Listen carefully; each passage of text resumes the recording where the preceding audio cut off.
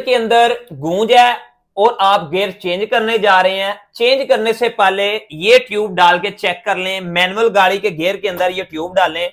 लिक्विमोली की ये anti friction tube है जो कि गियर ऑयल 1 लीटर के साथ 1 और 2 लीटर के साथ 2 यूज की जाती हैं। ये इस्तेमाल करें, आपकी गाड़ी के गियर के अंदर में जो फ्रिक्शन होगी इंशाल्लाह खत्म हो जाएगी।